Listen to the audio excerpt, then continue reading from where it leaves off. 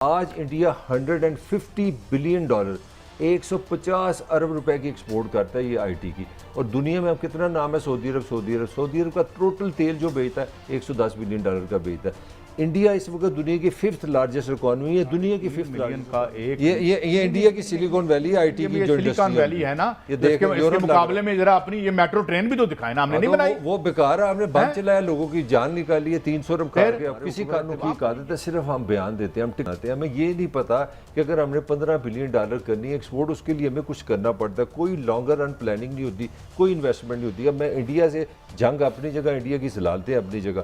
India نے 60s میں Pune technical colleges بنائے, 60s کی میں بات کر رہا ہوں. 80s میں انہوں نے ان کالجز کو آئی ٹی میں کنورٹ کیا. آج انڈیا $150 بلین 150 ارب روپے کی ایکسپورٹ کرتا ہے یہ آئی ٹی کی.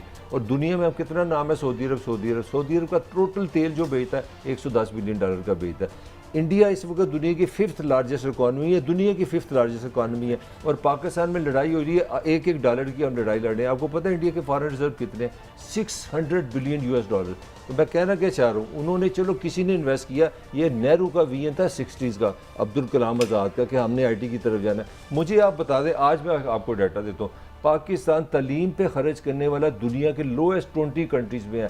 پیسہ آپ نے لگانا نہیں, تعلیم پہ پیسہ لگانا نہیں. $15 بلین کہاں سے آئیں گے, اس کا مجھے آپ جواب. نہیں, لیکن ملک صاحب یہ تھی نا آپ کی پریورٹی, وہ جو عاطف میاں بھی کہتا تھا, جب آپ 3.5 ملین کا ایک یہ انڈیا کی سلیکون ویلی آئی ٹی کی جو سلیکون ویلی ہے نا, اس کے مقابلے میں ذرا اپنی یہ میٹرو ٹرین بھی تو دکھائے نا, ہم نے نہیں بنائی. وہ بیکار ہے, ہم نے بند چلایا, لوگوں کی جان نکالی ہے, 300 ارب کھا کے. اب کسی کھاتے میں آپ مجھے یہ بتائیں بھٹی صاحب, اب سن لیں, سلیکون ویلی دنیا میں کیلیفورنیا میں کتنی مشہور ہے. میں ڈیٹا دیکھ رہا تھا, 6% جو ورک فورس ہے وہ انڈین ہے. اور اس وقت دنیا کی جو 500 فارچون کمپنی ہے, اس میں جو ٹاپ 10-20 ہے, اس میں ہر جگہ انڈین گھسا ہوا ہے, وہ سارے آئی ٹی سے گئے ہیں. انڈیا کا یہ نہیں, میں اگر انڈیا میں غربت اپنی جگہ, سارے گند اپنی جگہ, مگر انڈیا نے جو جتنا پیسہ, یہ نیٹ فلکس وغیرہ جتنا پیسہ انڈیا بنا رہا ہے, اس کے پیچھے آئی ٹی ہے. میں کہتا ہوں پاکستان کو ڈیفینیٹلی اس پہ کام کرنا ہے. پاگل ہے پاکستان میں جتنا. میں سعودی عرب سے ہو کے آیا ہوں, میں یو اے ای کے ہو کے, ابھی میں ترکی ہو کے آیا ہوں, اور میں نے ان بھائیوں کو کہا کہ آپ ہمارے بڑے عظیم بھائی ہیں, ہمیشہ آپ نے ہماری مدد کی. اور میں نے یہی کہا, جب میں آیا ہوں تو آپ سمجھیں گے شاید یہ مانگنے آیا ہے. میں مانگنے نہیں آیا, لیکن مجبوری ہے ہمارا. جس طرح ماضی میں 75 سال میں آپ نے ہمارا ہاتھ بٹایا ہے, کچھ عرصہ آپ ہاتھ بٹا دیں. تو میں نے کہا میں وعدہ کرتا ہوں کہ انشاءاللہ ہم پوری قوم ہم مل کر دن رات محنت کریں گے, پسینہ گرائیں گے, اپنے پاؤں پہ کھڑے ہوں گے انشاءاللہ, ضرور کھڑے ہوں گے انشاءاللہ. جی, تو یہاں پر میں یہ پوچھنا چاہوں گی فخر آپ سے کہ ابھی کیا ہم سر کے بل کھڑے ہوئے, ابھی ہم پاؤں پہ نہیں کھڑے ہوئے, لیکن یہ کہ خیر پیسے مانگنے کی عادت پاکستان کی نہیں جائے گی, چاہے وشت سرکل میں گھوم رہے ہیں. تقریباً 2 درجن دفعہ آئی ایم ایف کی طرف جا چکے ہیں. ہمارا ہمسایہ ایک دفعہ گیا اور اس کے بعد اپنے پیروں پر کھڑا ہو گیا. پاکستان اپنے پیروں پر کب کھڑا ہوگا, کیسے پہ میں بالکل آپ کو جواب دوں گا. 2 پوائنٹس خاص طور جو اس وقت ہیں, مگر let me just complete the scenario جو ڈزمل سیناریو ہے. ہمارے لاسز, ہمارے جو نقصان ہو رہے ہیں, آپ کو پتہ نہیں پتہ ہے کہ نہیں کہ پی آئی اے مثال کے طور پہ ایک زمانے میں تھوڑے دن کے لیے پروفٹ میں آ گیا تھا, اب وہ بھی ختم ہو گیا ہے. روشن اکاؤنٹ سے 2 ارب روپیہ ہمارا واپس چلے گیا ہے. وی ہیو لاسٹ 2 ارب روشن ڈیجیٹل انویسٹرز نے واپس لے لیا ہے. اور نہ عمران خان نے کچھ کیا, نہ یہ لوگ کچھ کر رہے ہیں. سمینا, امیجن 40% آپ کا اکانومی از انڈاکیومنٹڈ.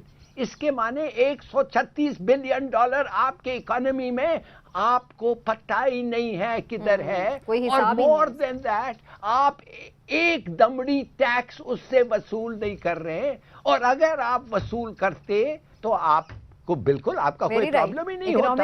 ابھی آئی ایم ایف سے مانگ رہے, کبھی سعودی عربیہ, ہمارے مسلم امہ والے بردر جو ہیں, اب انہوں نے بھی کہا بھائی کون سے مسلم امہ, کوئی نہیں بھائی, اپنا کام کرو, جو کرنا ہے کرو, ہم سے مانگنے کے لیے نہ ہو.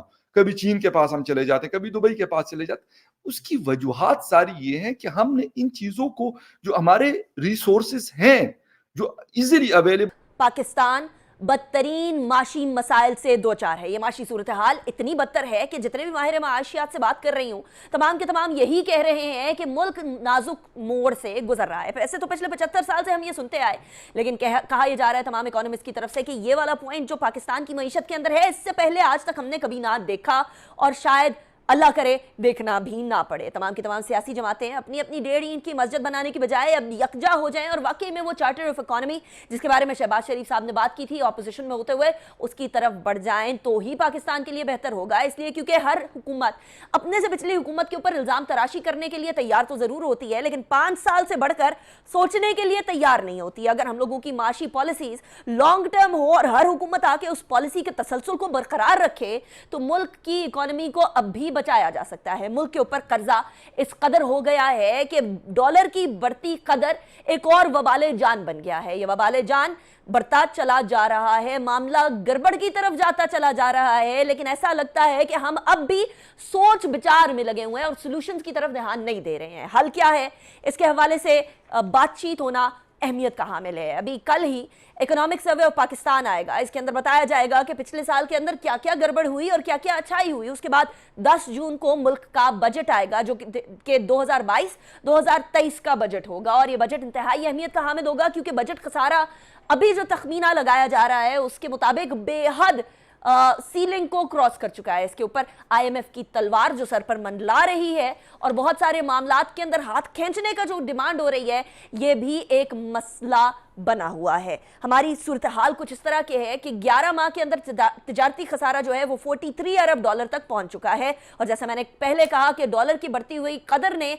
इसको मजीद मुश्किल सूरत हाल में तब्दील कर दिया है। जुलाई से अप्रैल तक की current account deficit, current account खसारा 13 अरब डॉलर, 13 अरब से ज्यादा यानी 13 अरब 78 करोड़ तक पहुंच चुका है, डॉलर तक पहुंच चुका है और महंगाई की शरह औसतन 14% तक पहुंच चुकी है। पिछले माह ये महंगाई की शरह तकरीबन 20% को छू चुकी है। एक आम आदमी के लिए जिंदगी अजीरन हो चुकी है क्योंकि शरह सूद भी 13.75% तक है। ऐसे शरह सूद के अंदर किसी का कारोबार शुरू करना और इन्वेस्टमेंट करना भी मुश्किल नजर आता है। ज़र मुबादला के ज़खायर भी तेजी से गिरते चले जा रहे हैं। फिलहाल ज़र मुबादला के ज़खायर यानी फॉरेक्स रिजर्व पाकिस्तान के अंदर 9 अरब 70 करोड़ डॉलर तक रह गए हैं।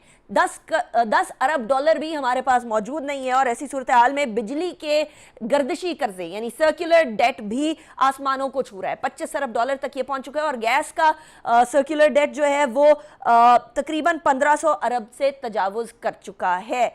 25 अरब रुपए और 1500 अरब रुपए, ये मामला किस नहज पे जा रहा है, क्या सोल्यूशन निकाला जाएगा? जो मोटे मोटे नुकात सामने आए हैं हमारे पास इकोनॉमिक सर्वे के, वो मैं आपके सामने रखे दिए देती हूँ इसलिए क्योंकि वो भी इंतहाई अहमियत के हामिल है। कहा जा रहा है कि पाकिस्तान की जो माशी शरह नमू है ये एक पॉजिटिव फैक्टर है कि जी वो 4.8% का हदफ रखा था वो 6% पर पहुंच गई है, जिसके ऊपर पाकिस्तान तहरीक इंसाफ ये कह रही है कि हमने तो आपको बोला था कि हम इकोनॉमिक ग्रोथ की तरफ जा रहे हैं, लेकिन अब इकोनॉमिक स्लो डाउन का मामला नजर आ रहा है और इकोनॉमी स्लो डाउन होगी तो फिर एक आम आदमी के लिए जिंदगी गुजारना और मुश्किल होती चली जाएगी। महंगाई का 8% हदफ था लेकिन महंगाई आसमानों से बात करते हुए 13-14% के ऊपर आ